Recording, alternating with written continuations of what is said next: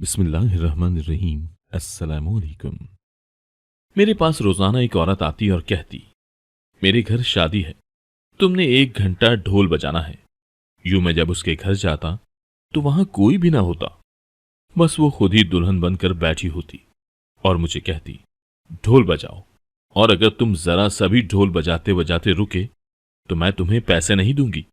यूं वो कमरे में बंद हो जाती और मैं बाहर ढोल बजा बजा कर थक जाता। जब वो काफी देर बाद बाहर निकलती तो उस औरत की हालत बहुत अजीब सी होती और मुझे ढेर सारे पैसे पकड़ा कर कहती, ये सब तुम्हारी मेहनत का नतीजा है, ये सब तुम रख लो। मुझे बहुत हैरत होती। एक दिन अचानक एक आदमी घर आया और बोला, बंद करो ये शोर, मुझे बताओ मेरी बीवी कहाँ है। मैंने बंद दरवाजे की तरफ इशारा किया। चूं ही उसने दरवाजा खोला तो सबके होश फना हुए। अंतर तो मैं सीधा सादा सा ढोल बजाने वाला एक शख्स था। शादी ब्याह के फंक्शन में जाता था या किसी के घर बेटा हो जाता तो वो मुझे बुला लेते थे। अपने गांव में मैं ढोल बजाने में बहुत मशहूर था। सब कहते थे कि मेरे हाथों में कोई जादू सा है। मेरी ढोल की थाप पर लोग झूमने पर मजबूर हो जाते थे। इसीलिए मैं पैसे भी अपनी मर्जी के मांगता था। लेकिन एक बार मेरे साथ एक ऐसा वाकया पेश आया कि मेरा दिल दहल कर रह गया। आज भी जब वो वाकया याद आता है तो दिल कांप सा जाता है। ढोल बजाते हुए कभी भी मुझे उस औरत का ख्याल आता है तो मैं ढोल बजाना भूल जाता हूं। मेरे आसाब खिंचने लगते हैं, पसीने से शराबोर हो जाता हूं।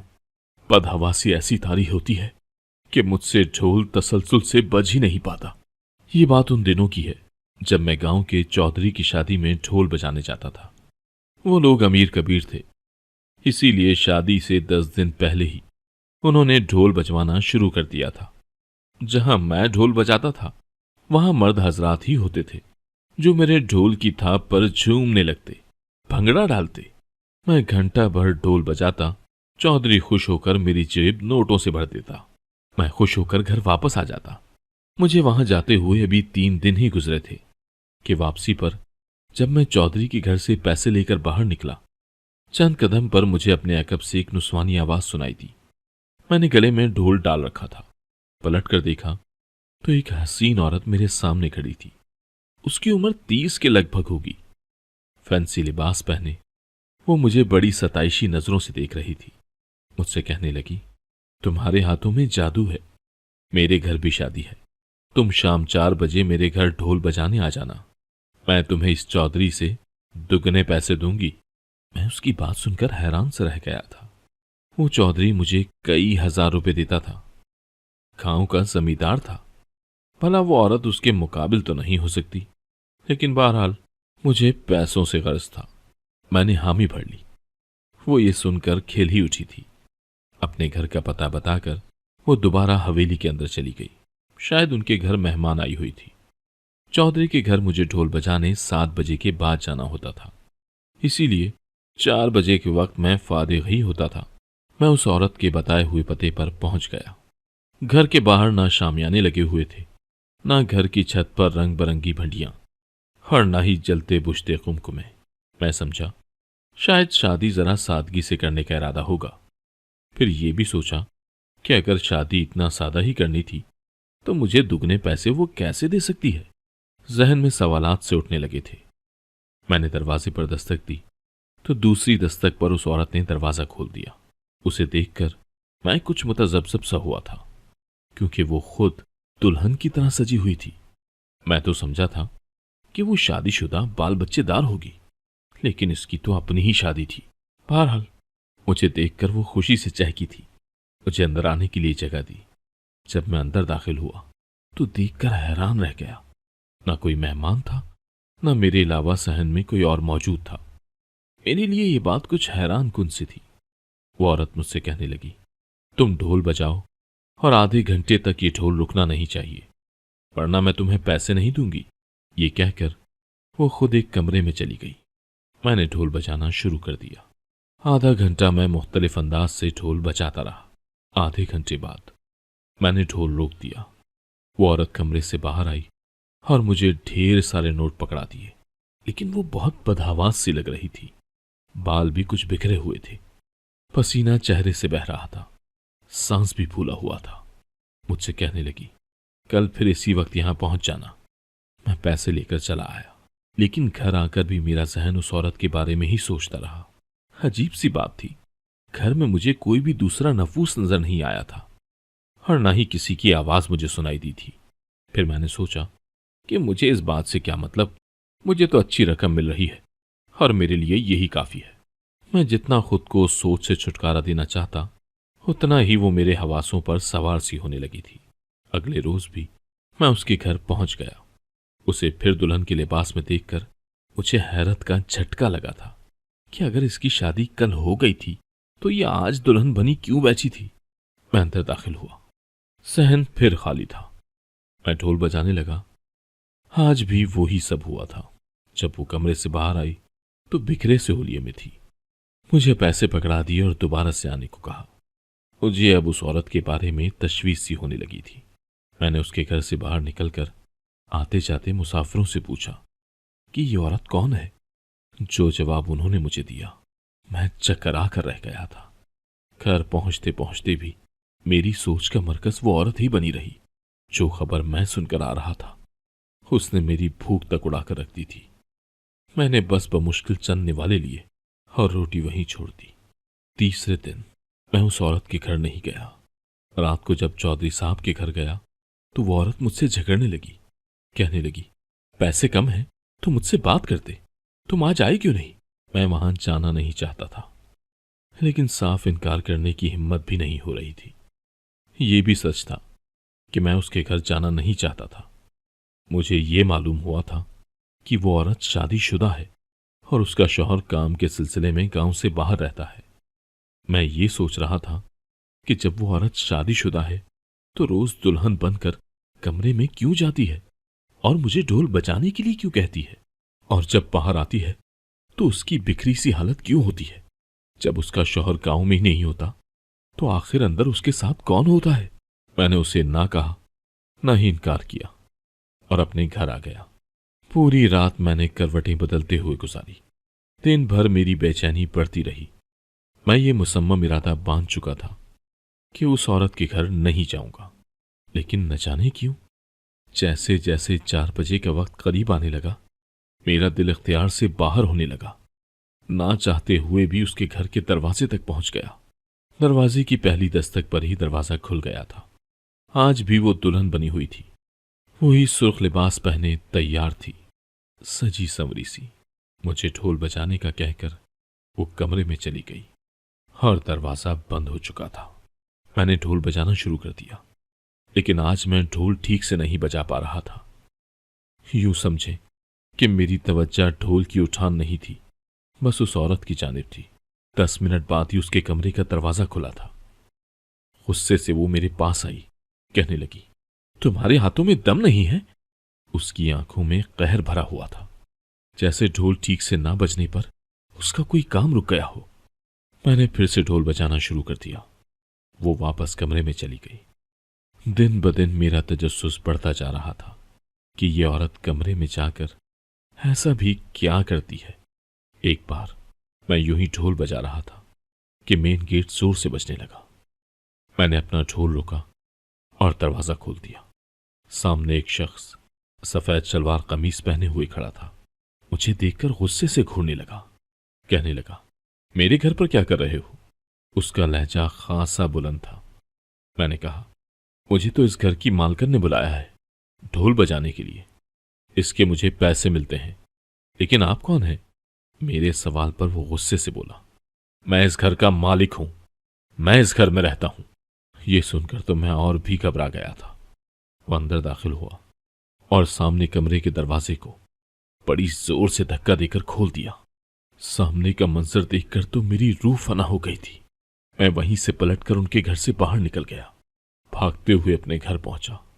मैं इतना बदहवास था कि मेरे मुंह से अल्फाज अदा नहीं हो रहे थे। मेरी बीवी मुझे देखकर घबरा गई। मुझसे पूछने लगी कि मुझे क्या हुआ है, लेकिन मेरी बदहवासी का तो ये आलम था कि मुंह से अल्फाज ही नहीं निकल रहे थे। पर मुश्किल मैंने अपनी बीवी से पानी मांगा और सहन में बिछी चारपाई पर बैठ गया। मेरा सांस बुरी तरह से फूल रहा था। मैंने ढोल अपने गले से उतारकर चारपाई पर रख दिया और एक घूंट में पूरा गिलास पानी का पी गया। मेरी बीवी मुझे इतना बदहवास देखकर वजह पूछने लगी, लेकिन मैंने उसे कुछ नहीं बताया। रात को ही मुझे बुखार हो गया। 2 दिन मैं बुखार में मुब्तला रहा। तीसरे दिन मेरी तबीयत कुछ संभली थी। मेरी बीवी मुझसे कहने लगी, तुम्हें आखिर हुआ क्या था? मैंने कहा, कुछ नहीं, अभी मैं यही कह रहा था कि मेरा दरवाजा बजने लगा। बाहर पुलिस मौजूद थी। मेरी बीवी ने दरवाजा खोला तो पुलिस मुझे पकड़कर अपने साथ ले गई। मैं उनसे पूछता ही रह गया कि मुझे क्यों लेकर जा रहे हो, लेकिन उन्होंने मुझे कोई जवाब नहीं दिया। कहने लगे, तुम्हारे खिलाफ किसी ने रिपोर्ट लिखवाई है। मुझे जेल में बंद कर दिया गया। रात को वही शख्स मेरे पास आया और कहने लगा, तुम सच सच बता दो, मेरे घर पर क्या करने आते थे? मैंने कहा, मुझे तुम्हारी बीवी ही बुलाती थी। वो कहने लगा, मेरी बीवी को मरे 2 साल बीत गए हैं। मेरा घर बिल्कुल खाली होता है। जब मेरी बीवी जिंदा ही नहीं है तो तुम घर में कैसे अंदर आ सकते हो? ये सुनकर तो मैं चकरा कर रह गया था। अगर उसकी बीवी मर चुकी थी तो वो औरत कौन थी? इस सोच ने मुझे मजीद खौफजदा कर दिया था। मेरी आंखों के सामने वो औरत आने लगी। मैंने कहा, यह कैसे हो सकता है? वो औरत मुझे सबसे पहले चौधरी के घर के बाहर मिली थी। उसके बाद मुझसे कहने लगी कि मेरे घर शादी है तो मैं उसके घर ढोल बजाने आ जाऊं। वो मुझे बहुत पैसे देगी। जब मैं उसके घर गया तो वो दुल्हन बनी हुई थी। मुझे ढोल बजाने का कहकर वो कमरे में चली जाती थी। वो मेरी बात को हैरत और ताज्जुब से सुन रहा था। कहने लगा, मेरी बीवी शादी की रात को ही जहर खाकर मर गई थी। मेरा कमरा तुमने खुद खाली देखा था। सब जानते हैं कि मैं अकेला यहां रहता हूं। कई कई दिन बाद आता हूं। मैंने कहा, मैं सच कह रहा हूं, आप चौधरी के घर जाकर पूछ लें। अगले रोज चौधरी भी मुझे जेल में मिलने आ गया। मैंने चौधरी को उस औरत का हुलिया बताया, लेकिन चौधरी कहने लगा, हम ऐसी किसी औरत को नहीं जानते। अब तो मेरा ये हाल था कि काटो तो लहू न निकले। खौफ के मारे मेरी जान ही निकली हुई थी। क्या मैं एक रूह को देख चुका था? ऐसा कैसे हो सकता है? जो हुलिया मैंने उस औरत का बताया, उस आदमी की बीवी भी बिल्कुल वैसी ही थी। जो कुछ मेरे साथ हो रहा था वो गैर मामूली सा था। मुझे गशी के दौरे पड़ने लगे। चौधरी ने मेरी जमानत करवा दी और उस शख्स से कहने लगा, ये गरीब ढोल वाला है, तुम इसे माफ कर दो। ये चोर नहीं है। मेरी गैर हालत होती देखकर उस शख्स ने अपना केस वापस ले लिया। मैं अब बीमार रहने लगा था। चंद माह के बाद ही मेरी हालत कुछ बेहतर हुई थी। कमाने वाला मैं ही था, इसीलिए बीमारी की वजह से घर में तंगी सी होने लगी थी। मैंने फिर से अपना काम शुरू कर दिया। चंद माह ही गुजरे थे कि मुझे शादी के लिए दूसरे गांव से बुलावा आ गया। मैं वहां पर चला गया। शादी पर ढोल बजाने लगा। वापसी पर मुझे आधी रात बीत गई थी। मैंने सोचा, अब क्या करूं? बस तो सुबह ही आएगी। बस स्टॉप बिल्कुल सुनसान सा था। गांव में अक्सर रात को बसें नहीं चलती। सुबह फजर के बाद ही बसों का सिलसिला शुरू होता था। रात के इस पहर मैं बिल्कुल तन्हा वहां मौजूद था और मेरी जेब में उस वक्त पैसे भी बहुत थे। खाली सड़क थी। मुझे ये खौफ हुआ कि कहीं कोई चोर या लुटेरा ही मुझे ना पकड़ ले। इसीलिए मैंने सारे पैसे एक रुमाल में रखकर ढोल के साथ बांध दिए और एक थैले में ढोल रख दिया। अभी फजर में 2 घंटे बाकी थे। मैं वहीं रखी बेंच पर लेट गया था। ढोल अपने सर के नीचे रखा और आंखें बंद कर ली। अभी चंद मिनट ही गुजरे थे कि मुझे किसी के चिल्लाने और भागने की आवाजें आने लगी। किसी औरत की चिल्लाने की आवाजें। मैंने आंख खोलकर देखा तो मेरी जान ही निकल गई। वही औरत खाली सड़क पर भाग रही थी। वो अकेली थी, लेकिन लग रहा था कि उसका कोई पीछा कर रहा है। मुझे लगा वो बदरूह मेरे पीछे पड़ गई है। एक वो औरत जो 2 साल पहले मर चुकी है, वो क्यों मुझे बार बार नजर आ रही है? मुझे जितनी आयत याद थी मैंने वो सब पढ़ ली।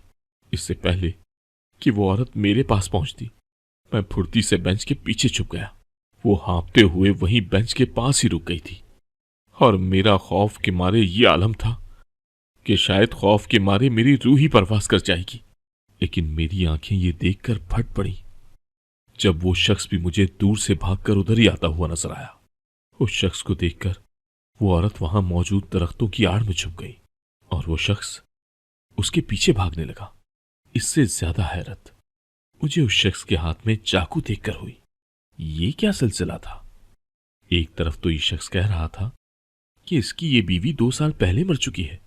अगर ये मर चुकी थी तो ये कौन थी और ये क्यों इसके पीछे चाकू लेकर भाग रहा था? मैं इतना तो समझ गया था कि ये औरत कोई रूह नहीं है, किस्सा कुछ और ही है। वो शख्स चारों तरफ उसे ढूंढते हुए आगे निकल गया। जब वो काफी दूर चला गया तो वो औरत दरख्त की आड़ से बाहर निकली थी। इससे पहले कि वो कहीं और चली जाती, मैं उसके पास पहुंच गया। मुझे अपने सामने देखकर वो औरत सरपटा सी गई, दुपट्टे से अपना चेहरा छुपाने की कोशिश करने लगी। मैंने कहा, मैं तुम्हें पहचान चुका हूं, इसीलिए अब मेरे साथ ड्रामेबाजी खत्म करो और मुझे बताओ कि ये सब क्या किस्सा है। तुम्हारा शौहर कहता है कि तुम 2 साल पहले मर चुकी हो। मेरी बात सुनकर वो रोने लगी, कहने लगी, मेरी जान खतरे में है। अगर ये शख्स मुझे ढूंढते हुए वापस आ गया तो मुझे मार देगा। दूर दूर फजर की अज़ानें शुरू हो चुकी थी। मेरी मतलूबा बस भी आ चुकी थी। मैंने उसे बस में बैठने के लिए कहा। वो मेरे साथ मेरी बस में बैठ गई। मैं उसे अपने साथ अपने घर ले गया। मेरी बीवी मुझे एक औरत के साथ देखकर फिक्रमंद सी हो गई।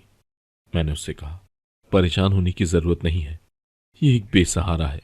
इसकी हकीकत जानने के बाद मैं इसे किसी महफूज मकाम तक छोड़ आऊंगा। पहले तो मैंने अपनी बीवी से कहा कि इसे नाश्ता करवाओ। नाश्ता करने के बाद उसने बताना शुरू किया। कहने लगी, वो शख्स इस औरत को यतीम खाने से ब्याह कर यहां लाया था। जिस दिन वो दुल्हन बनकर उसके घर आई, उस शख्स की अजीब सी हरकतें शुरू हो गईं। उसने उस औरत को कमरे में बंद कर दिया और 2 दिन के लिए न जाने कहां चला गया। वो 2 दिन वो भूखी प्यासी कमरे में बंद रही। 2 दिन बाद जब वो निढाल सी हो गई तो ये वापस आया। उसे कहने लगा, तुम अभी तक जिंदा हो, मरी नहीं। जब तुम मरोगी तो मैं ढोल बजवाऊंगा। उस औरत को ये सुनकर हैरत हुई। फिर हंसकर कहने लगा कि वो मजाक कर रहा था। एक बार वो सो रही थी तो उसे सहन में शोर की आवाज आने लगी। जब वो सहन में गई तो उसका शौहर एक कब्र खोद रहा था। उसने पूछा, इस वक्त यहां क्या कर रहे हो? तो कहने लगा, तुम्हारी कब्र खोद रहा हूं, तुम्हें मारकर यहां दफना दूंगा। ये सुनकर वो घबरा गई और वो फिर से हंसने लगा। वो औरत समझ गई थी कि ये शख्स पागल है। कभी कभी वो एक ढोल वाले को घर लाता और उसे कहता, ढोल बजाओ, और उस औरत को कमरे में ले जाता और खूब मारता। उसके चीखने चिल्लाने की आवाजें बाहर ना आए, इसीलिए बाहर ढोल बजवाता था। और फिर सुबह ये शोर मचा देता कि उसकी बीवी मर चुकी है। ये कहकर वो औरत रोने लगी। कहने लगी, मेरे पास वापसी का कोई रास्ता नहीं था और ना ही मैं उस शख्स के जुल्म को बर्दाश्त कर सकती थी। इसीलिए मैं वहां से भाग निकली और इस गांव में घर ले लिया और ये बात मशहूर कर दी कि मेरा शौहर शहर में काम करता है। मुझे और कोई काम नहीं आता, बस मैं नाच अच्छा लेती थी। इसीलिए अपना पेट भरने के लिए मैं नाचने लगी थी। मेरे घर मेरा नाच देखने के लिए मर्द आने लगे। वो मेरे नाचने पर मुझे अच्छे पैसे दे जाते थे। एक बार मेरा ढोल वाला बीमार हो गया। मैं इस गांव के चौधरी के घर के पास से गुजर रही थी जब तुम्हारे ढोल की आवाज ने मुझे झूमने पर मजबूर कर दिया। मैं चौधरी के घर के खुले गेट से अंदर दाखिल हो गई। तुम्हारे ढोल की थाप ऐसी थी कि सुनने वाला अपने आप में नहीं रहता था। 3 दिन मैं तुम्हें देखती रही और इसके बाद तुम्हें अपने घर बुलाने लगी। तुम्हारे आने से पहले वो मर्द मेरे कमरे में बैठ चुके होते थे और तुम्हारे जाने के बाद ही जाते थे। जिस दिन मेरा शौहर मुझे ढूंढते हुए यहां पहुंच गया, मैं उसकी आवाज सुनकर पिछले दरवाजे से भाग गई। वो मर्द भी उसी दरवाजे से भाग निकले।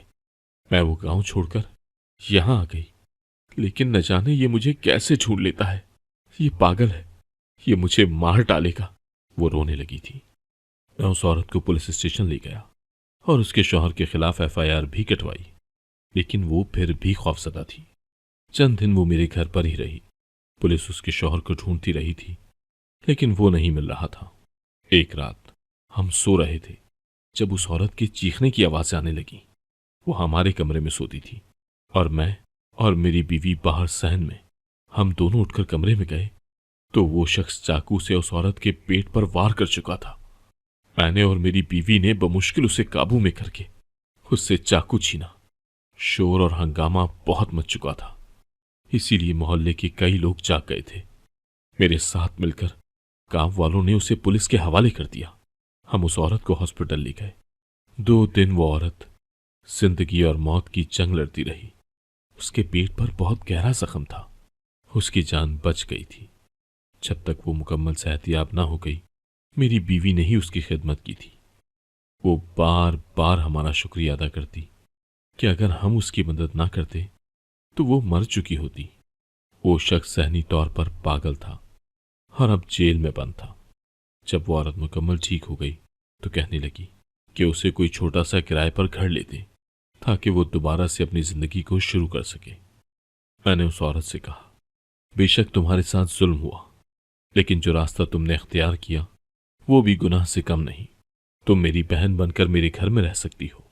मैं इतना तो कमा ही लेता हूं कि तुम्हें 2 वक्त की रोटी इज्जत से खिला सकूं। पहले तो वो रोते हुए इनकार करने लगी, लेकिन फिर मान गई। मेरी बीवी के साथ मिलकर उसने सिलाई सीख ली थी। अब वो कपड़े सीने लगी थी। अपना बहुत सा खर्चा खुद उठाने लगी थी। हमारी बहुत मशकूर थी कि गैर होते हुए भी हमने उसका अपनों से बढ़कर साथ दिया है। उसे इज्जत की रोटी कमाना सिखाई है।